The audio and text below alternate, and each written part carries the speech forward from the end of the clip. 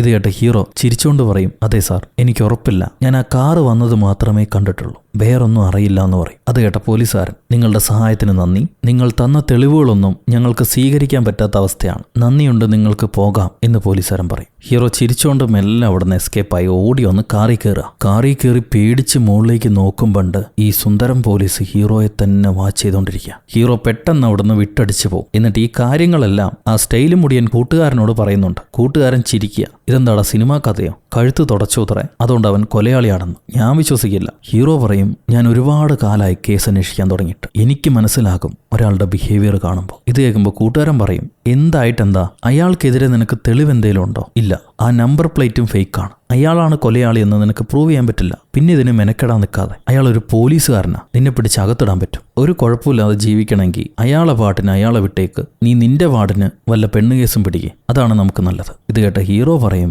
അവന് മനസ്സിലായി, ഞാൻ അവനെ കണ്ടിട്ടുണ്ടെന്ന് അവന് മനസ്സിലായി, അതുകൊണ്ട് എന്നെ അന്വേഷിച്ച് അവൻ വരും. ഞാൻ വീട്ടിൽ നിൽക്കുന്നത് സേഫ് അല്ല, ഞാൻ നിന്റെ വീട്ടിൽ ഒന്ന് താമസിച്ചോളാം, അതാണ് നല്ലത്. ഇത് കേട്ട ആ കൂട്ടുകാരൻ, എന്റെ വീട്ടിൽ സ്ഥലമൊന്നുമില്ല, ആകെ ഒരാൾക്ക് കിടക്കാൻ പോലും ബെഡില്ലാത്ത അവസ്ഥയിലാണ്, വേറൊരാളും കൂടെ വരുന്നു, അതൊന്നും നടക്കില്ല. അതിന് ഹീറോ, നീ അങ്ങനെ പറയാൻ പാടുണ്ടോ, നീ എൻ്റെ ആത്മാർത്ഥ കൂട്ടുകാരനല്ലേ, മാത്രമല്ല LP സ്കൂളിൽ എൻ്റെ ഭാര്യയുടെ കൂടെ പഠിച്ചിട്ടുണ്ട്, ഞാൻ നിന്നെ വിട്ടു പോവില്ല, നിന്റെ കൂടെ തന്നെ താമസിക്കുകയുള്ളൂ. മാത്രമല്ല ബെറ്റിയെക്കുറിച്ച് എന്തെങ്കിലും കണ്ടുപിടിച്ചാൽ നിന്നോട് പറയണമെങ്കിൽ ഞാൻ നിന്റെ കൂടെ താമസിക്കണമെന്ന് ഹീറോ പറയും. അത് കഴിയുമ്പോൾ അന്ന് വൈകിട്ട് ഭാര്യയുടെ കയ്യിൽ നിന്ന് ഹീറോയ്ക്ക് ഒരു മെസ്സേജ് ലഭിക്കുന്നുണ്ട്. ഞായറാഴ്ച കാണാമെന്ന് പറഞ്ഞു. ഹീറോ സന്തോഷത്തോടെ മെസ്സേജ് ഓപ്പൺ ചെയ്യുമ്പോൾ ഞായറാഴ്ച കാണാം, ഡിവോഴ്സ് അഗ്രിമെന്റ് ഒപ്പിടാനാണെന്ന് ആ മെസ്സേജിലുണ്ടാവും. അത് കണ്ട ഹീറോയുടെ ഫ്യൂസ് പോകുന്നു. ദേഷ്യപ്പെട്ട് അങ്ങേര് റിമോട്ട് എടുത്ത് TV ഓഫാക്കും. അപ്പം മണ്ടയ്ക്ക് തലയണ കൊണ്ടൊരു അടി കിട്ടുന്നുണ്ട്. തിരിഞ്ഞു നോക്കുമ്പോൾ ആ വെള്ളമുടിയൻ, നീ എന്താടാ ഇവിടെ എന്ന് ഹീറോ ചോദിക്കുക. അത് കേട്ട് അവൻ പറയും, ഇതെന്റെ വീടാ, ഞാൻ ഇവിടെ ഇല്ലാതെ വേറെ അവിടെ പോകാനാ. അപ്പോഴാണ് ഹീറോ ബോധത്തിൽ വരുന്നത്. എന്നിട്ട് ഹീറോ ആ കൂട്ടുകാരനോട് ചോദിക്കുകയാണ്, എനിക്കെന്തോ മനസാക്ഷി കുത്ത്, ഞാൻ ആ മരിച്ചുപോയ പെണ്ണിനെ സഹായിക്കണ്ടേ, അവളെ വെറുതെ വിടാൻ മനസ്സ് സമ്മതിക്കുന്നില്ല. അപ്പൊ കൂട്ടുകാരൻ പറയാ, അവൻ പോലീസുകാരനാ, എന്തേലും കള്ളക്കേസിൽ കുടുക്കി നിന്നെ അകത്തിടും, സൂക്ഷിച്ചോ, അല്ലെങ്കിൽ ബുദ്ധിമുട്ടാണെന്ന്. അതിന് ഹീറോ, ഇതൊരു വിധിയാണെന്നാണ് ഞാൻ വിശ്വസിക്കുന്നത്, അല്ലെങ്കിൽ ഞാൻ എന്തിനങ്ങോട്ട് പോകണം, അങ്ങനെ ഒരു കൊലയാളി പോലീസായിരിക്കുന്നത് നല്ലതല്ല, ഈ കേസ് എന്തായാലും ഞാൻ അന്വേഷിക്കുന്നു പറഞ്ഞിട്ട് ഹീറോ അങ്ങനെ ടൂൾസ് എല്ലാം പുറത്തേക്ക് എടുക്കുക. ബാഗിനകത്ത് കുറെ ടൂൾസ് ഉണ്ട്. വെള്ളമുടിയൻ, ഇതെന്തൊക്കെയാ താൻ ഉപയോഗിക്കുന്നത്, എനിക്കും കാണിച്ചു തരുമെന്ന് ചോദിക്കും. അപ്പൊ ഹീറോ അതിലെ ചെറിയൊരു GPS ട്രാക്കർ എടുത്ത് കാണിച്ചിട്ട്, ഇതൊരു ട്രാക്കറാ, പെൺപിള്ളേരെ ബാഗിനകത്ത് വെച്ചു കൊടുത്താൽ അവരെവിടെയാ പോണേ, എന്താ ചെയ്യണേന്ന് അറിയാൻ പറ്റും, വേണമെങ്കിൽ ഒരെണ്ണം നീയും എടുത്തു വെച്ചോ, നിനക്ക് ഉപകാരമാവും. അത് കേട്ട് കൂട്ടുകാരൻ ചോദിക്കുക, എനിക്കെന്താ ആവശ്യം, ഇതുകൊണ്ട് ഞാൻ എന്ത് ചെയ്യാനാ? ഹീറോ പറയും, ചിലപ്പോൾ മറാക്ക നിന്നെ കൊന്നാലോ, അവൻ്റെ ഇന്ന് രക്ഷപ്പെടാൻ ഇങ്ങനെ എന്തെങ്കിലും സാധനങ്ങൾ നിന്റെ കയ്യിലുള്ളത് നല്ലതാ, കാരണം അവൻ്റെ പെണ്ണുമായിട്ട് നിനക്ക് ബന്ധമുണ്ടായിരുന്നല്ലോ. ഇത് കേട്ട കൂട്ടുകാരൻ ഞെട്ടിപ്പോവും. അവനൊരു ബ്ലിഞ്ചിയ മോന്ത ഉണ്ടാവുകയാണ്. അപ്പം ഹീറോ പറയും, എനിക്കറിയായിരുന്നു, ഞാൻ സംശയിച്ചതുപോലെ തന്നെ സംഭവിച്ചു, നിനക്ക് എന്ത് ധൈര്യമാടാ, സ്വന്തം ബോസിന്റെ കാമുകിയുടെ കൂടെ കിടന്നാൽ അയാളെ വെറുതെ വിടുന്നു വിചാരിച്ചോ, അവള് കുടുങ്ങിയാൽ ഉറപ്പായിട്ടും നിന്നെ അവള് കാട്ടിക്കൊടുക്കും, ഇതാ നീ തന്നെ കണ്ടു നോക്കുന്നും പറഞ്ഞ് ഹീറോ ബെറ്റിക്ക് ആ പബ്ബിലെ മുട്ടത്തലേനുമായിട്ടുള്ള കണക്ഷന്റെ വീഡിയോ കൂട്ടുകാരന് കാണിച്ചു കൊടുക്കും. അവൻ ആകെ കൂടെ ദേഷ്യം വരിക. ബെറ്റി എങ്ങാനും പിടിക്കപ്പെട്ടാൽ തന്റെ കൂടെ അനുഗമിച്ചവരുടെ എല്ലാ ഡീറ്റെയിൽസും അവള് കൊടുക്കും, അതിൽ നെയ്യും പെടും. ആക്ച്വലി ഇൻവെസ്റ്റിഗേഷനിൽ എവിഡൻസ് സെക്കൻഡറിയാ, ആൾക്കാരെ റിയാക്ഷനാണ് ഫസ്റ്റ് ആയിട്ട് വരിക, അതിൽ ഉറപ്പായിട്ട് നീ ഫെയിൽ ആവും. മറാക്ക നിന്നെ സംശയിക്കുകയാണെങ്കിൽ നീ ഇല്ലെന്ന് ഉറപ്പിച്ച് പറഞ്ഞോണം, കാരണം തെളിയിക്കാൻ അയാളുടെ കയ്യിൽ തെളിവില്ല. എന്തായാലും ഒരു കാര്യം ചെയ്യ്, കണ്ണാടി നോക്കി പ്രാക്ടീസ് ചെയ്തോ. അയാൾ ചോദിക്കുകയാണെങ്കിൽ ഭയപ്പെടാതെ എനിക്കൊന്നും അറിയില്ലല്ലോ എന്ന റിയാക്ഷൻ വേണം കൊടുക്കാൻ. ഇപ്പൊ എനിക്ക് കാണിച്ച മോന്ത കാണിച്ചു കൊടുത്താൽ ഉറപ്പാവും നിന്നെ കൊല്ലും. അപ്പൊ കൂട്ടുകാരൻ എഴുന്നേറ്റ് പ്രാക്ടീസ് ചെയ്യാണ്, എനിക്കൊന്നും അറിയില്ലല്ലോ എന്ന രീതിയിൽ. അത് കണ്ട് ഹീറോ പറയും, നീ എന്തായാലും ഒരു ഇൻഷുറൻസ് എടുത്ത് വെച്ചേക്ക്, അതിൽ നോമിനി ആയിട്ട് എന്റെ പേര് കൊടുത്താൽ മതി, നീ ചത്തു കഴിഞ്ഞിട്ട് എനിക്കെന്തെങ്കിലും ഉപകാരമാവട്ടെ എന്ന്. പിറ്റേന്ന് ഹീറോയുടെ അസിസ്റ്റന്റുമാര് 2 പേരും ഹീറോ താമസിക്കുന്ന പുതിയ വീട്ടിലേക്ക് വരുന്നുണ്ട്. അവരെയും കൂടെ ഉപയോഗിച്ചിട്ടാണ് ഈ ഫിയാൻസിയുടെ കേസ് ഹീറോ കണ്ടുപിടിക്കാൻ പോകുന്നു. ആദ്യമേ ആ പോലീസുകാരന്റെ പേരിലുള്ള എല്ലാ ഫോൺ നമ്പേഴ്സ് ഇവർ കളക്ട് ചെയ്യും. പിന്നെ ഈ പെണ്ണിന്റെ കോൾ ഹിസ്റ്ററിയും ചെക്ക് ചെയ്യുന്നുണ്ട്. അവൾക്ക് അധികം വിളിച്ചിട്ടുള്ളത് അവളുടെ ഫിയാൻസി തന്നെയാണ്. പിന്നീട് ഒരു കോള് കൊറിയർ ഓഫീസിൽ നിന്ന് പോയിട്ടുണ്ട്. അത് കഴിഞ്ഞ് ബാക്കിയുള്ള 2 കോള് പോലീസ് സ്റ്റേഷനിൽ നിന്നാണ് പോയിട്ടുള്ളത്. പിറ്റേ ദിവസം അവൾ കൊല ചെയ്യപ്പെട്ടു. ഇതെല്ലാം കേട്ട് കഴിഞ്ഞ് ഹീറോ, നമുക്ക് ആ പോലീസുകാരനെ കൂടെ ഫോളോ ചെയ്യണം, അതിന് ഞാൻ പോയാൽ നടക്കില്ല, നിങ്ങൾ കിള്ള കുട്ടികളാ, നിങ്ങളെ കൊണ്ടും നടക്കില്ല, അതിന് പ്രൊഫഷണൽ ആയിട്ടുള്ള ഒരാൾ തന്നെ വേണമെന്ന് പറഞ്ഞ് മറ്റേ ഡിറ്റക്റ്റീവ് അല്ലേ അയാളെ സഹായത്തിന് വിളിക്കുകയാണ്. ആ സമയത്തായിരിക്കും ഈ പോലീസുകാരൻ ഉപയോഗിക്കുന്ന ഒരുപാട് മൊബൈൽ നമ്പേഴ്സ് ഹീറോയ്ക്ക് കിട്ടുക. അത്രയും നമ്പറുകൾ അയാൾ എടുത്തു വെച്ചിട്ടുണ്ട്. അത് തന്നെ സംശയത്തിനുള്ള വലിയ കരുവാണ്. പിറ്റേന്ന് ആ കൂട്ടുകാരൻ ഡിറ്റക്റ്റീവിനെ ഹീറോ പോലീസുകാരനെ ഫോളോ ചെയ്യാൻ പറഞ്ഞു വിടുന്നു. കൂട്ടുകാരൻ ചോദിക്കുന്നുണ്ട്, നീ എന്തിനാണ് ഈ കേസ് എനിക്ക് ട്രാൻസ്ഫർ ചെയ്തതെന്ന്. ഹീറോ പറയും, അയാൾക്ക് എന്നെ നന്നായിട്ട് അറിയാം, നീ ചെന്നാലേ ശരിയാവുള്ളൂ എന്ന്. അത് കഴിഞ്ഞവര് ആ ഫിയാൻസിക്ക് കോള് പോയ കൊറിയർ നമ്പറിലേക്ക് വിളിച്ചു നോക്കും. അത് ഈ പോലീസുകാരന്റെ മൊബൈലിൽ തന്നെയാണ് പോയെന്ന് കൺഫേം ചെയ്യാൻ വേണ്ടിയിട്ട്. പോലീസുകാരൻ കോൾ അറ്റൻഡ് ചെയ്യുന്നില്ല, കട്ട് ചെയ്യുന്നുണ്ട്. അയാളുടെ മൊബൈലിലേക്ക് തന്നെയാണ് റിങ് പോയിരിക്കുന്നത്. സോ നമ്പർ കൺഫേം ആയി. ഇനി അയാളെ ഫോളോ ചെയ്യുമെന്ന് പറഞ്ഞിട്ട് ഹീറോ ഒരു ഭാഗത്ത് മാറി നിൽക്കും. ആ ഡിറ്റക്റ്റീവും മറ്റൊരു പയ്യനും കൂടെ ചേർന്ന് ഈ പോലീസുകാരനെ ഫോളോ ചെയ്യുന്നു. ആ സമയത്ത് പോലീസുകാരുടെ മറ്റ് ഡീറ്റെയിൽസ് ഇവർ ചെക്ക് ചെയ്യുന്നുണ്ട്. അതിൽ ഭാര്യ കോമയിലാണ്, 6 മാസമായിട്ട് ആശുപത്രിയിൽ കോമയിൽ കിടക്കുകയാണെന്ന് മനസ്സിലാകും. ഭാര്യയ്ക്ക് ഒരു കാർ ആക്സിഡന്റ് പറ്റി. അതിൽ വണ്ടി ഓടിച്ചിരുന്ന ആൾ മരണപ്പെടുകയും ഭാര്യ കോമയിലാകുകയും ചെയ്തു. ഇയാൾ എല്ലാ ദിവസവും ഭാര്യയെ കാണാൻ പോകാറുണ്ട്. ഇന്നും പോലീസുകാരൻ ഭാര്യയുടെ അടുത്ത് ചെന്നിട്ട്,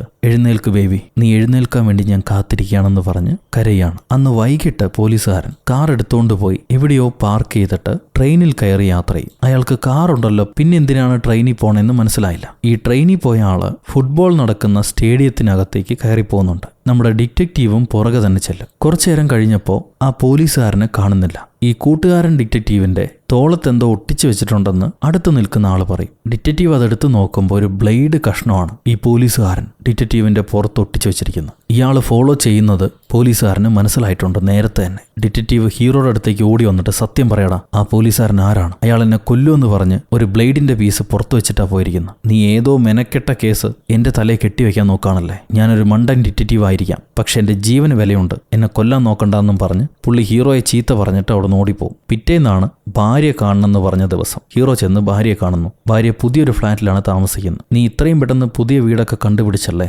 സന്തോഷം. ഇനി നിനക്ക് എന്താണ് വേണ്ടതെന്ന് ഹീറോ ചോദിക്കും. അതിന് ഭാര്യ, എന്റെ ഓഫീസിൽ നിന്നും എന്നെ സിംഗപ്പൂരിലേക്ക് പോകാൻ പറയുന്നു, ഞാൻ അതിന് തയ്യാറെടുക്കാണെന്ന് പറയും. ഇത് കേട്ട ഹീറോ, അപ്പൊ നീ എല്ലാം പ്ലാൻ ചെയ്തിട്ടായിരുന്നല്ലേ? വീട്ടിൽ നിന്നും മാറിയതും ഡിവോഴ്സും സിംഗപ്പൂരും ഇതെല്ലാം നിന്റെ പ്ലാനിങ്ങാ. എന്നിട്ട് ഞാൻ എന്തോ കുറ്റക്കാരനെ പോലെ എനിക്കെതിരെ നാടകം കളിച്ചു. ഇതിലെന്നെ ഏറ്റവും വിഷമിപ്പിച്ച കാര്യം എന്താണെന്നറിയോ? നമ്മുടെ കല്യാണ മോതിരം നീ അത് പുഷ്പം പോലെ ഊരി മാറ്റിവെച്ചു. അതൊന്നും അല്ലാത്തതുപോലെ. നിനക്ക് ഞാൻ ഒന്നും അല്ലായിരുന്നു അല്ലേ? ഇവരിങ്ങനെ സംസാരിച്ചുകൊണ്ടിരിക്കുമ്പോൾ ആരോ വന്ന് കോളിംഗ് ബെൽ അടിക്കുന്നുണ്ട്. ഭാര്യ കതക് തുറന്നു നോക്കും. ഒരു പോലീസുകാരനാണത്. പോലീസുകാരൻ പറയും, അടുത്തുള്ള അയൽവാസികൾ ഇവിടെ നിന്ന് ഒരുപാട് ശബ്ദം വരുന്നു എന്ന് പറഞ്ഞിട്ട് പോലീസിനെ വിളിച്ചിരുന്നു. ഞാൻ അതുകൊണ്ട് വന്നതാ, നിങ്ങളുടെ ID കാർഡ് ചെക്ക് ചെയ്യണമെന്ന് പറയും. ഭാര്യ ID കാർഡ് എടുക്കാൻ പോകുമ്പോഴാണ് ഹീറോ കാണുന്നത് അതാ വില്ലൻ പോലീസുകാരനാ. ഹീറോ ഓടിച്ചെന്ന് കതക് തടഞ്ഞു പിടിച്ചിട്ട്, നിനക്ക് എന്താടാ വേണ്ടത്? നീ എന്തിനാണ് ഇങ്ങോട്ട് വന്നതെന്ന് ചോദിക്കും. പോലീസുകാരൻ പറയും, ID കാർഡ് വേണമെന്ന്. ഇവരുടനെ ID കാർഡ് കാണിച്ചു കൊടുത്തിട്ട്, നിനക്ക് വേണ്ടത് കിട്ടിയില്ലേ, ഇനി ഇവിടുന്ന് ഇറങ്ങിപ്പോന്ന് പറയാണ്. അപ്പൊ പോലീസുകാരൻ, നിങ്ങൾ ശബ്ദം ഉണ്ടാക്കിയത് കൊണ്ടല്ലേ ഞാൻ വന്നത്,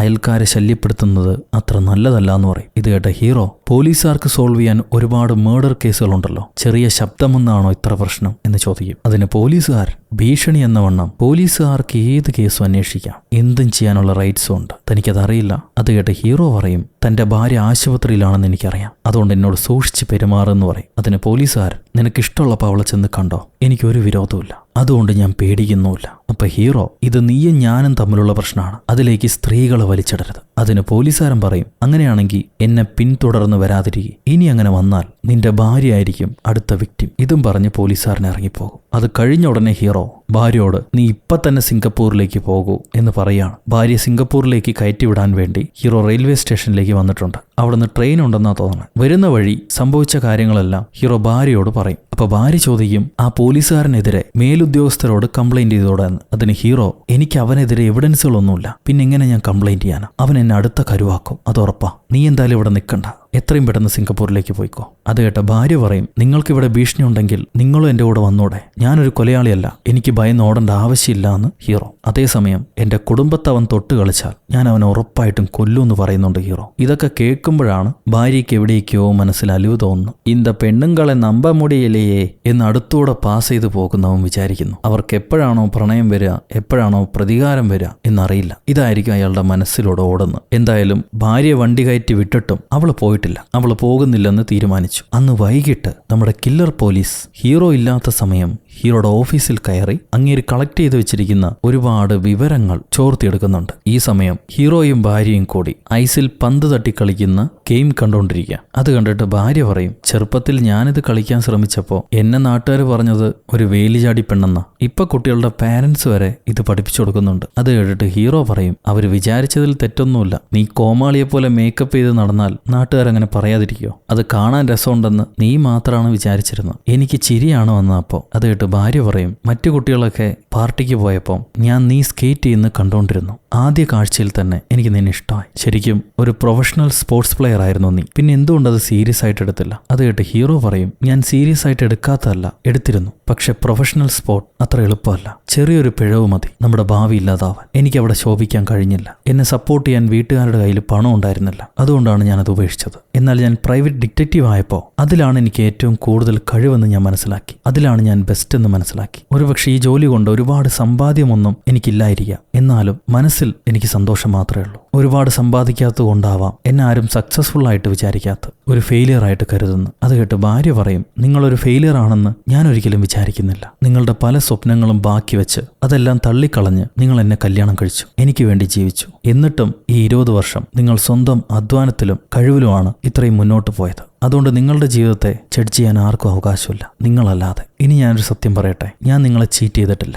നമ്മൾ തമ്മിലുള്ള അകലം കൂടിയപ്പോൾ, നിങ്ങൾ എന്നെ പരിഗണിക്കാതെ വന്നപ്പോൾ ഞാൻ നിങ്ങൾക്ക് സീരിയസ് ആണോ എന്നറിയാൻ വേണ്ടി ഒരു നാടകം നടത്തിയതാ. അതിനുവേണ്ടി പുള്ളിക്കാരൻ്റെ സഹായം ഞാൻ ചോദിച്ചു. എന്നെ ശ്രദ്ധിക്കാൻ വേണ്ടി ഞാൻ നിങ്ങളെ ഫോഴ്സ് ചെയ്യായിരുന്നു. പക്ഷെ എന്നിട്ടും നിങ്ങളതിലെ യാഥാർത്ഥ്യം മനസ്സിലാക്കിയില്ല. എന്നോട് സ്നേഹമുള്ളതുപോലെയല്ല പെരുമാറിയത്. എന്തുകൊണ്ട് അങ്ങനെ സംഭവിച്ചു? അത് കേട്ട് ഹീറോ പറയും, അതൊരു നാടകമാണെന്ന് എനിക്കും അറിയാമായിരുന്നു. പക്ഷെ ആദ്യമൊന്നും ഞാൻ വിശ്വസിച്ചില്ല. പിന്നീട് ശ്രദ്ധിച്ചപ്പോഴാണ് അയാൾ തന്ന ഫോട്ടോ 7 വർഷം മുന്നേ ഞാൻ നിനക്ക് വേണ്ടി എടുത്തതായിരുന്നു. നീ ചെയ്ത കാര്യങ്ങളിലൊന്നും തന്നെ പരസ്പര ബന്ധം ഉണ്ടായിരുന്നില്ല. അതൊരു നാടകമാണെന്ന് എനിക്ക് മനസ്സിലായിരുന്നു. എന്നാൽ പോലും എനിക്ക് എന്നോടുള്ള ദേഷ്യവും നിന്നോടുള്ള ദേഷ്യവും അതാണ് ഇതിനൊക്കെ വഴിവെച്ചത്. അതാണ് എൻ്റെ പരാജയത്തിനും കാരണം. ഇത് കേട്ട് ഭാര്യ ചോദിക്കും, നിങ്ങൾക്കിതെല്ലാം അറിയാമായിരുന്നു, അതൊന്നും നിങ്ങൾ എന്നോട് പറഞ്ഞില്ല. നിങ്ങളുടെ മനസ്സിലുള്ള ഫീലിങ്സ് എന്നോട് പറഞ്ഞില്ല. എന്തുകൊണ്ടാണത്? അത് കേട്ട് ഹീറോ, ഒരാണും തൻ്റെ ഭാര്യയോട് താൻ തോറ്റ കഥ പറയാൻ ആഗ്രഹിക്കുന്നില്ല. അതുതന്നെയാണ് ഞാനും ചെയ്തത്. അപ്പൊ ഭാര്യ, പിന്നെ എന്തുകൊണ്ടാണ് നിങ്ങൾ ഇപ്പം ഇതെന്നോട് പറയണമെന്ന് ചോദിക്കും. ഹീറോ, ഇപ്പം നമ്മൾ ഡിവോഴ്സ് ആവാൻ പോവല്ലേ, അതുകൊണ്ട് പറഞ്ഞതാണെന്ന് പറയും. അത് കഴിഞ്ഞ് ഇവർ രണ്ടുപേരും ഒരു ഹോട്ടലിൽ മുറിയെടുക്കുന്നു. ഒരു മുറിയിൽ ഭാര്യയും അടുത്ത മുറിയിൽ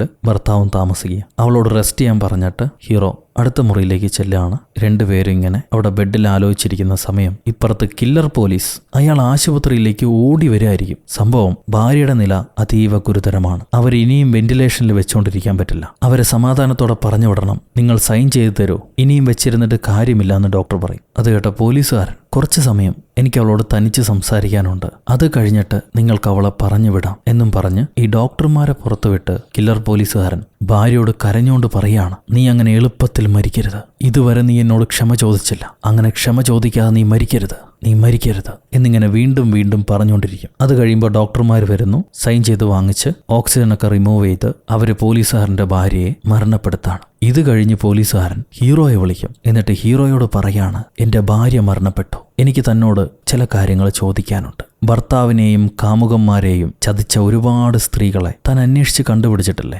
അവരെക്കുറിച്ച് താൻ എന്താണ് ചിന്തിക്കുന്നത്? ഹീറോ ചോദിക്കും, അതെന്തിനാണ് നീ അറിയുന്നത്? നിനക്കെന്താണ് ആവശ്യമെന്ന്. അപ്പൊ ഈ കില്ലർ പോലീസ് അയാളുടെ ജീവിതകഥയിലെ ഫ്ലാഷ് ബാക്ക് പറയുന്നു. പോലീസുകാരൻ ഒരു ദിവസം വീട്ടിലേക്ക് തിരിച്ചു വന്നപ്പോ ഭാര്യ ഇയാളുടെ ബെസ്റ്റ് കൂട്ടുകാരനുമായി ഉമ്മ വെച്ച് കാറി കയറി എങ്ങോട്ടോ പോയിക്കൊണ്ടിരിക്കുക. പോകുന്ന വഴിയിലും ഇവർ പരസ്പരം ഉമ്മ വയ്ക്കുന്നുണ്ട്. പോലീസുകാരന്റെ ബെസ്റ്റ് കൂട്ടുകാരനും ഭാര്യയുമാണെന്ന് ആലോചിക്കണം. ഇത് കണ്ട പോലീസുകാരന്റെ ഹൃദയം തകരും. എന്നാൽ ആ കൂട്ടുകാരനും ഭാര്യയും ആവട്ടെ പോലീസുകാരനെ കണ്ട ഉടനെ അവിടുന്ന് രക്ഷപ്പെട്ട് ഓടാൻ വേണ്ടി കാറ് വേഗത്തിൽ ഓടിക്കുക. പോലീസുകാരൻ വിടുന്നില്ല. അയാളുടെ കാർ ഇവരെ കുറുകെ കൊണ്ടുപോയി ഇടുമ്പോൾ നിയന്ത്രണം തെറ്റിയ കൂട്ടുകാരന്റെ കാറ് ഗ്ലൈഡറിൽ ഇടിച്ചു മറിഞ്ഞ് ഒരു ഭാഗത്ത് കുത്തി നിൽക്കും. പോലീസുകാരൻ പോയി നോക്കുമ്പോൾ കൂട്ടുകാരൻ ആ സ്പോട്ടിൽ തന്നെ വെച്ച് കൊല്ലപ്പെട്ടു. ഭാര്യയ്ക്ക് മാത്രം കുറച്ച് ജീവനുണ്ട്. അധികം വൈകാതെ പോലീസുകാരും ആംബുലൻസും വന്ന് ഈ കാറും ബോഡികളും റിക്കവർ ചെയ്ത് കൊണ്ടുപോകുന്നു. ആർക്കും മനസ്സിലായിട്ടില്ല പോലീസുകാരനാണ് ഈ അപകടത്തിന് കാരണമെന്ന്. അവർക്ക് കിട്ടിയ വിവരം അനുസരിച്ച് കാർ അമിത വേഗത്തിലായിരുന്നു, അതുകൊണ്ടാണ് അപകടം പറ്റിയത്. അപകടം പറ്റി കോമയിലായ പെണ്ണിനെ പോലീസുകാരൻ എങ്ങനെയെങ്കിലും എഴുന്നേൽപ്പിക്കാൻ ശ്രമിക്കുന്നുണ്ട്. അവൾ എഴുന്നേൽക്കാൻ വേണ്ടി ഇത്രയും കാലം കാത്തിരിക്കുകയായിരുന്നു, അവളോടുള്ള ദേഷ്യം തീർക്കാൻ വേണ്ടി. പക്ഷെ പെണ്ണ് മരിച്ചും പോയി. ഈ ഫ്ലാഷ് ബാക്ക് കേട്ട ഹീറോ, നിന്നോട് നിന്റെ ഭാര്യ ചെയ്ത ചതിക്ക് അവൾക്കുള്ള ശിക്ഷ കിട്ടി, അതിന് നീ എന്തിനാണ് ബാക്കിയുള്ള പെണ്ണുങ്ങളെ കൊല്ലുന്നത്? അവരിതിലേക്ക് വലിച്ചിടുന്ന എന്തിന്? അത് കേട്ട് പോലീസുകാരൻ ചിരിച്ചോണ്ട് പറയും, ഞാൻ ആദ്യം കൊന്ന സ്ത്രീയല്ലേ, ആ സ്ത്രീയെക്കുറിച്ച് നിനക്കറിയില്ല. ആ ലേഡി സ്വന്തം ഭർത്താവ് തന്നെ ഉപദ്രവിക്കുന്നുണ്ടെന്ന് കള്ളക്കേസ് കൊടുത്തതാണ്. എന്നാൽ അവളായിരുന്നു അവൻ ഉപദ്രവിച്ചുകൊണ്ടിരുന്നത്. പോരാത്തതിന് അവൾക്കൊരുപാട് കാമുകന്മാരും. അങ്ങനെയുള്ള പെണ്ണിനെ വെറുതെ വിടാൻ പാടുമോ? സോ ഒരു ദിവസം നമ്മുടെ പോലീസുകാരൻ ചെന്ന് ആ ആദ്യത്തെ പെണ്ണിനെ കണ്ട് അവളോടൊരു ഗന്ധർവനെ പോലെയൊക്കെ സംസാരിച്ച് ഈ പഴയ വീട്ടിലേക്ക് കൊണ്ടുവന്ന് കൊല്ലുമായിരുന്നു. ഈ കൊല്ലുന്ന സ്ത്രീകളെയെല്ലാം പോലീസുകാരന് അയാളുടെ ഭാര്യയായിട്ടാണ് ഫീൽ ചെയ്തുകൊണ്ടിരുന്നത്. ഇതെല്ലാം പറഞ്ഞു കഴിഞ്ഞ് പോലീസുകാരൻ ഹീറോയോട് ചോദിക്കുകയാണ്, നിന്റെ ഭാര്യ നിന്നെ ചതിച്ചല്ലേ? നിനക്ക് നിന്റെ ഭാര്യയെ കൊല്ലാൻ എപ്പോഴെങ്കിലും തോന്നിയിട്ടുണ്ടോ? ഹീറോ പറയും, ഒരിക്കലുമില്ല, നിന്നെ പോലുള്ള സൈക്കോ അല്ല ഞാൻ. അപ്പൊ പോലീസുകാരൻ ചിരിച്ചിട്ട്, എന്നാ പിന്നെ ഇപ്രാവശ്യം ബെറ്റിയെ കൊന്നാലോ? അവൾ ഒരുപാട് പേരെ ചതിച്ചല്ലേ? ഇന്നത്തെ എന്റെ വേട്ട ബെറ്റിയിൽ തീർക്കാന്നും പറഞ്ഞ് അവൻ കോള് കട്ടേ. ഹീറോ ഉടനെ ഫോൺ എടുത്ത് ബെറ്റിക്ക് വിളിക്കുന്നുണ്ട്. ബെറ്റിയാണെങ്കിൽ കോൾ എടുക്കൂല. ആ നേരത്ത് ഹീറോയുടെ ആ ഫ്രോഡ് കൂട്ടുകാരനല്ലേ, അയാളെ മുടിയുടെ കളറൊക്കെ മാറ്റി ഈ ബെറ്റിയെ ഫോളോ ചെയ്യുന്നുണ്ട്. ബെറ്റി വേറെ ഉള്ളവന്മാർക്കൊക്കെ ഉമ്മ എടുക്കുന്ന കണ്ട് അവൻ ദേഷ്യപ്പെട്ടിരിക്കുക. അവന് ബെറ്റിയോട് വലിയ സ്നേഹമാണ്. ഇനി എന്തായാലും ഇവിടെ നിന്നിട്ട് കാര്യമില്ല, ബെറ്റിയെ നേരിട്ട് ചെന്ന് കാണാമെന്നും പറഞ്ഞ് ഹീറോ റൂമിൽ നിന്ന് പുറപ്പെടും. ആ സമയത്തായിരിക്കും ഭാര്യയ്ക്ക് ഹീറോയോട് സംസാരിക്കാൻ തോന്നുന്നു. ഭാര്യ വന്ന് നോക്കുമ്പം ഹീറോ അവിടെ ഇല്ല. ഹീറോ വരച്ചു വെച്ചൊരു പടം ഉണ്ട് അവിടെ. ഭാര്യ ഉടനെ ഹീറോയ്ക്ക് വിളിക്കുകയാണ്. കടമയോ കാതലോ ഏതാണ് തിരഞ്ഞെടുക്കേണ്ടത്? ഒരാണ്. കടമ തന്നെ. ആണുങ്ങളെ ശാപം. ഒരുപക്ഷെ ഇപ്പൊ ഭാര്യയുടെ ഫോൺ എടുത്തിരുന്നെങ്കിൽ തന്റെ ജീവിതം ഹീറോയ്ക്ക് തിരിച്ചു കിട്ടിയാനെ. എന്നാൽ ഇതുപോലൊരു സന്ദർഭത്തിലാണ് മറ്റൊരു പെണ്ണിന്റെ കൊലപാതകം ഉണ്ടായത്. അതുകൊണ്ട് ഇനിയും ഒരു കുറ്റബോധത്തിന് ഹീറോ തയ്യാറല്ല. ഹീറോ അവിടുന്ന് പുറപ്പെടുകയാണ്. കോൾ എടുക്കാതെ നേരെ ബെറ്റിയെ കാണാൻ. ഈ സമയത്ത് ആ കൂട്ടുകാരൻ ഫ്രോഡ് ബെറ്റിയെ പബ്ബിൽ നിന്ന് വിളിച്ചിറക്കി, നീ എല്ലാവരെയും പറ്റിക്കാനോടി, ബോസിനെ പറ്റിച്ച് ഇപ്പൊ ആ നാറി മുട്ടയുടെ കൂടെ കറങ്ങാണോ? അവൻ എതിർ ടീമാണ്. എന്നിട്ട് നിനക്കൊരു നാണമില്ല. നീ എത്ര നല്ലവളാണെന്നാണ് എന്നോട് പറഞ്ഞത്. കണ്ണി കണ്ടവന്മാരെല്ലാം വിളിച്ചു കയറ്റി. ഒരു മാനമില്ലാതെ നടക്കാണോ നീ? അത് കേട്ട് ബെറ്റി പറയും, നീ അത്ര നല്ലവനാണെങ്കിൽ ബോസിന്റെ കാമുകിയാണ് ഞാനെന്ന് അറിഞ്ഞിട്ടും നീ എന്നെ സ്നേഹിക്കുന്ന പോലെ കാണിക്കുകയും എന്റെ കൂടെ കിടക്കുകയും ചെയ്തില്ലേ? എന്നിട്ടിപ്പൊ ഞാൻ മാത്രം കുറ്റക്കാരി. അയാളെ മുന്നിൽ വെച്ച് നീ എന്നെ ചേടത്തി എന്നല്ലടാ വിളിക്കുക. നിനക്ക് നാണമില്ലേ? ഇത് കേട്ട ഫ്രോഡ് കൂട്ടുകാരൻ, എന്നെ കൊല്ല്, നിന്നെ സ്നേഹിച്ചു പോയതാണ് എന്റെ തെറ്റ്, എന്നെ കൊല്ലെന്നും പറഞ്ഞ് അവിടെയുള്ള പെട്ടികളെല്ലാം എടുത്ത് സ്വന്തം തലയിലിട്ട് ഭയങ്കര ഡ്രാമ കളിച്ച് അലമ്പാക്കിക്കൊണ്ടിരിക്കുക. അപ്പോഴായിരിക്കും പോലീസുകാരൻ അങ്ങോട്ട് വരുന്നത്. ഞാൻ പോലീസാണ്, ഇവിടെ എന്താണ് പ്രശ്നം? സ്ത്രീകളെ ശല്യം ചെയ്യാൻ പാടില്ല എന്നും പറഞ്ഞ് കയ്യിലൊരു ഇരുമ്പ് ദണ്ടെടുത്ത് അയാൾ ഫ്രോഡിന്റെ മണ്ടയ്ക്കടിച്ച് അവനെ സൈഡാക്കും. അടുത്തത് ബെറ്റിയോട് സ്വകാര്യം പറഞ്ഞ് വിളിച്ചുകൊണ്ട് പോകും എന്ന് വിചാരിച്ചാൽ പോലീസുകാരൻ അതിന് സമയമൊന്നുമില്ല. അവൻ അതേ ദണ്ടുകൊണ്ട് ബെറ്റിയുടെ മണ്ടയ്ക്കടിച്ച് അവളെ ബോധം കെടുത്തിയിട്ട് അവളെയും വലിച്ചെടുത്തുകൊണ്ട് പോകും. ഈ സമയത്ത് ഹീറോ അസിസ്റ്റന്റുകളെ വിളിച്ച് ബെറ്റിയുടെ ഫോൺ ഇപ്പൊ എവിടെയാണുള്ളത് അതിന്റെ ലൊക്കേഷൻ നോക്കി പറയാൻ പറയും. അവർ ലൊക്കേഷൻ നോക്കുമ്പോൾ ബെറ്റിയുടെ ഫോൺ പോലീസ് സ്റ്റേഷനിലാണുള്ളതെന്നാണ് കാണിക്കുന്നത്. പോലീസുകാർക്ക് ബെറ്റിയുടെ ഫോൺ എവിടെ നിന്നൊക്കെയോ കിട്ടിയിട്ടുണ്ട്. എന്നാൽ ബെറ്റിയെ കിട്ടിയിട്ടില്ല. അപ്പോഴായിരിക്കും ഫ്രോഡ് കൂട്ടുകാരൻ വിളിക്കുന്നത്. ഫ്രോഡ് കൂട്ടുകാരൻ ഏതോ മൊബൈൽ ആംബുലൻസിൽ കയറിയിട്ടുണ്ട്. അവൻ വിളിച്ചിട്ട് പറയാം, ആ പോലീസുകാരൻ എന്റെ മണ്ടയ്ക്കടിച്ചിട്ട് ബെറ്റീനെ എടുത്തുകൊണ്ട് പോയിന്ന്. കാറിന്റെ നമ്പർ പ്ലേറ്റ് എനിക്ക് ഓർമ്മയില്ല, ഒരു സിൽവർ കളർ കാറാണ്. എന്നാൽ ബെറ്റിയുടെ ദേഹത്ത് നീ തന്ന ട്രാക്കർ ഞാൻ വെച്ചു കൊടുത്തിട്ടുണ്ട്. ഒരുപക്ഷെ അത് നിനക്ക് സഹായകമാവും. ഇത് കേട്ട ഹീറോ ചോദിക്കും, നീ ആ ട്രാക്കറിലെ ബാറ്ററി ചാർജ് ചെയ്തു വന്നു? ബാറ്ററിയുടെ കാര്യം നീ എന്നോട് പറഞ്ഞില്ലല്ലോ, അതും കൂടെ പറയണമായിരുന്നു. ഞാനത് വെച്ചു കൊടുത്തിട്ടേ ഉള്ളൂ എന്ന് കൂട്ടുകാരൻ പറയാണ്. ഹീറോ നോക്കുമ്പോൾ കുറച്ചു നേരം ആ ട്രാക്കർ ഓൺ ആയിട്ടുണ്ട്, പിന്നെ ഓഫായി പോയി. അപ്പൊ അവസാനമായിട്ട് അത് ഓഫായ സ്ഥലത്തേക്ക് ഹീറോ കാർ എടുത്തോണ്ട് പോവാണ്. ഇപ്പൊ കില്ലർ പോലീസ് ഈ സമയത്ത് ബെറ്റി ഏതോ വീട്ടിലേക്ക് കൊണ്ടുവന്ന് ഫർണിച്ചർ പോലെ കെട്ടി പൊതിയുന്നുണ്ട്. ആ വീട്ടിലെ ഫോട്ടോയിൽ കാണുന്നത് ഈ കില്ലർ പോലീസിന്റെ മുഖവും മരിച്ചുപോയ അയാളുടെ ഭാര്യയുടെ മുഖവുമാണ്. സോ അവര് താമസം വരാനിരുന്ന ഏതോ വീടാണത്. കട്ട് ചെയ്താൽ ഇവിടെ ഹീറോ ആ ട്രാക്കറിന്റെ അവസാന പോയിന്റിലേക്ക് എത്തി. അത് കഴിഞ്ഞ് കാർ എങ്ങോട്ടാ പോയതെന്നറിയില്ല. ഈ അവസാന പോയിന്റിൽ മറ്റൊരു കാർ നിർത്തിയിട്ടുണ്ട്. അതിന്റെ CCTVയിൽ പതിഞ്ഞിട്ടുണ്ടാവും ആ സിൽവർ കളർ കാർ ഏത് ഭാഗത്തേക്കാണ് പോയതെന്ന്. സോ ഹീറോ കയ്യിലൊരു കല്ലെടുത്ത് വെച്ചിട്ട് ആ കാറിന്റെ ഓണർ കാണുകെ, ഞാൻ നിന്റെ കാർ തല്ലി പൊട്ടിക്കും, അങ്ങനെ ചെയ്യാതിരിക്കണമെങ്കിൽ എനിക്ക് നിന്റെ ഡാഷ് ക്യാം കാണണമെന്ന് പറഞ്ഞ് ആ കാറിലെ ഡാഷ് ക്യാം എടുത്ത് നോക്കുകയാണ്. അപ്പൊ ഈ സിൽവർ കളർ കാർ ഏത് ഭാഗത്തേക്കാണ് പോയതെന്ന് മനസ്സിലാവും. എന്നിട്ട് ആ ഭാഗത്തേക്ക് ഈ വണ്ടി അന്വേഷിച്ച് പോവുക. ഈ നേരത്ത് കില്ലർ പോലീസുകാരൻ ബെറ്റി എടുത്ത് ഏതോ ഒരു ബെഡിൽ കിടത്തിയിട്ട്, നമ്മൾ ഈ വീട്ടിലേക്ക് താമസത്തിന് വരാമെന്ന് ഒരുപാട് ആഗ്രഹിച്ചതാ, നിനക്ക് വേണ്ടിയാണ് ഈ വീട് ഞാൻ വാങ്ങിച്ചതും ഇവിടെ ഒരുപാട് ഫർണിച്ചറുകളൊക്കെ സെറ്റാക്കിയതും. ഒരു ദിവസം പോലും നമുക്കിവിടെ കഴിയാൻ കഴിഞ്ഞില്ല. ഇയാളിങ്ങനെ ഓരോന്ന് സംസാരിച്ചുകൊണ്ടിരിക്കുന്നു. ആ സമയത്ത് ഹീറോ അടുത്ത ജംഗ്ഷനിൽ വന്ന് അവിടുത്തെ ഒരു കാറിന്റെ ഗ്ലാസ് പൊട്ടിച്ച് അതിലെ ഡാഷ് ക്യാം നോക്കി ഈ വില്ലന്റെ കാറ് വീണ്ടും എങ്ങോട്ടാണ് പോയതെന്ന് കണ്ടുപിടിക്കും. അങ്ങനെ അവസാനം എങ്ങനെയൊക്കെയോ ഈ സൈക്കോടെ വീട്ടിലേക്ക് ഹീറോ എത്തിക്കഴിഞ്ഞു. അവിടെ എത്തിയിട്ട് കൂട്ടുകാരനെ വിളിച്ച്, ഒരു 15 മിനിറ്റിനുള്ളിൽ ഞാൻ നിനക്ക് തിരിച്ചു വിളിച്ചില്ലെങ്കിൽ നീ ഉടനെ പോലീസിനെ വിളിക്കണം, ഞാനൊരു ഡേഞ്ചർ കാര്യം ചെയ്യാൻ പോവാണ് എന്നും പറഞ്ഞ് വീടിനകത്തേക്ക് എൻട്രാവും. നോക്കുമ്പോൾ ഒരു പ്രത്യേക മുറിയിൽ ഗ്യാസ് ഒക്കെ ഓണാക്കി വെച്ച് ഈ പോലീസുകാരൻ ബെറ്റിയുടെ ബോഡിക്ക് അടുത്ത് കിടന്നിരിക്കുക. എല്ലാം കൂടെ ഒരുമിച്ച് തീപിടിച്ച് ചാവാൻ വേണ്ടി പുള്ളിക്കാരൻ കിടന്നാണ്. അയാളുടെ ബോധവും കുറച്ച് പോയിട്ടുണ്ട്. ഹീറോ ഈ പോലീസുകാരൻ അറിയാതെ ബെറ്റിയുടെ ബോഡി എടുത്തുകൊണ്ട് പുറത്തേക്ക് വരും. പക്ഷെ എന്തോ സമയദോഷം കൊണ്ട് ഈ പോലീസുകാരന് ബോധം വരുന്നുണ്ട്. അയാൾ കയ്യിലൊരു കത്രിക എടുത്തുകൊണ്ട് വന്ന് ഹീറോയെ അറ്റാക്ക് ചെയ്യാൻ തുടങ്ങും. രണ്ടുപേരും തമ്മിൽ പൊരിഞ്ഞാടി. അവസാനം ആ വീട്ടിലെ സ്വിമ്മിംഗ് പൂളിലേക്ക് ബെറ്റിയുടെ ബോഡിയുമായിട്ട് ഈ രണ്ടുപേരും വീഴാണ്. ഹീറോയ്ക്ക് ഒരുപാട് കുത്തുകളും കിട്ടി. എന്നാലും ബെറ്റിയെ രക്ഷപ്പെടുത്താൻ വേണ്ടി ഹീറോ ബെറ്റിയുടെ ബോഡി മാത്രം മുകളിലേക്ക് വെച്ച് ഈ കുത്തും കൊണ്ട് വെള്ളത്തിനടിയിലേക്ക് വീണ് ശ്വാസം മുട്ടി പിടഞ്ഞുകൊണ്ടിരിക്കുക. ആ സമയത്ത് എന്ത് നല്ല ബുദ്ധി തോന്നിയെന്നറിയില്ല, ഈ കില്ലർ എന്തായാലും ഞാൻ ചാവാൻ പോവാ, ഇവനെയും എന്തിനാടാ കൊന്നിട്ട് എന്നും വിചാരിച്ച് ഹീറോയുടെ ബോഡി പൊക്കി കരയിലേക്കിടും. എന്നിട്ട് ബെറ്റിയുടെ ബോഡിക്ക് അരികിലേക്ക് ചെന്ന് ഇവളെ എടുത്തോണ്ട് പോയിക്കോ, എനിക്കിവളെ ഇനി കാണണ്ട, ഞാൻ ഇവളെ ഒരുപാട് സ്നേഹിച്ചതാ, എനിക്കെല്ലാം നഷ്ടപ്പെട്ടു, എല്ലാത്തിനും നന്ദിയുണ്ട് എന്നും പറഞ്ഞ് വെള്ളത്തിലേക്ക് വീണ് മരണപ്പെടും. അവിടുന്ന് ബ്ലാക്ക് ഔട്ട് ചെയ്താൽ 3 മാസം കഴിഞ്ഞ് ഹീറോ വെള്ളമുടി ഫ്രോഡ് കൂട്ടുകാരനെ കാണാൻ വരുമ്പോൾ അവൻ ഹീറോയെ വീടിനകത്ത് കയറ്റില്ല. വീടിനകത്തൊരു സ്ത്രീയുണ്ട്, ഞങ്ങളിപ്പോൾ കുടുംബമായിട്ട് താമസിക്കാന്ന് അവൻ പറയും. ചോദിക്കുമ്പോൾ ബെറ്റിയാണ് അവന്റെ കാമുകിയായിട്ട് ഇപ്പം അവന്റെ കൂടെ കഴിയുന്നത്. പഴയ ബോസിന്റെ കയ്യിൽ നിന്ന് ഇവൻ രാജിവെച്ച് പുതിയ ചില ജോലികളൊക്കെ ചെയ്ത് ജീവിക്കുക.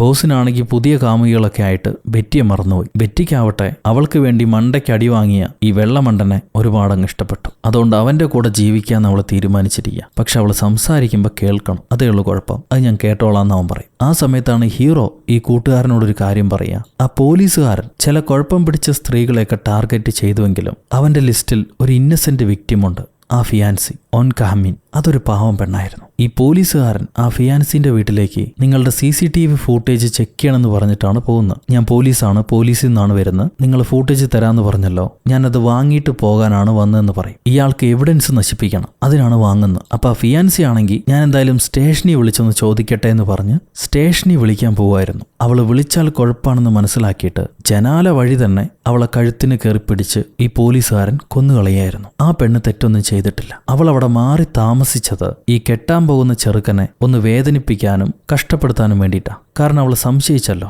അതിനുവേണ്ടി. അവൾക്ക് ഇവനെ ഭയങ്കര ഇഷ്ടമായിരുന്നു. ഇവന് വേണ്ടി ഒരു സമ്മാനം വരെ അവൾ വാങ്ങിച്ചു വെച്ചതാ. അത് കറക്റ്റ് സമയത്തിന് ആ കല്യാണ ചെറുക്കന് ഡെലിവർ ആവുകയും ചെയ്യും. അവൻ അത് കണ്ട് കരഞ്ഞുകൊണ്ടിരിക്കുക. പാവം, ആ പെണ്ണ് കുറ്റക്കാരിയല്ലായിരുന്നു. എന്തായാലും ഇതെല്ലാം കഴിഞ്ഞിട്ട് ഹീറോ തന്റെ ഭാര്യയെ വിളിക്കും. ഇപ്പൊ അവര് തമ്മിൽ പ്രശ്നങ്ങളൊന്നുമില്ല, നല്ല കുടുംബസ്ഥനും കുടുംബിനിയായിട്ട് മുന്നോട്ട് പോവാം. വൈകുന്നേരം ഡിന്നറിന് പോകാൻ വേണ്ടി രണ്ടുപേരും പ്ലാൻ ചെയ്യുന്നുണ്ട്. എല്ലാം ഓക്കെ ആണെങ്കിലും തളത്തിൽ ദിനേശനെ പോലെ ഹീറോ ഇടയ്ക്കിടയ്ക്ക് ഭാര്യ ഒളിഞ്ഞു നോക്കാറുണ്ട്. ഇനി എങ്ങാനും ആരെങ്കിലും തട്ടിക്കൊണ്ടുപോയാലോ. അവിടെ വെച്ച് ബിഹൈൻഡ് ദ ഷാഡോസ് എന്ന ഈ സിനിമ അവസാനിക്കുന്നു.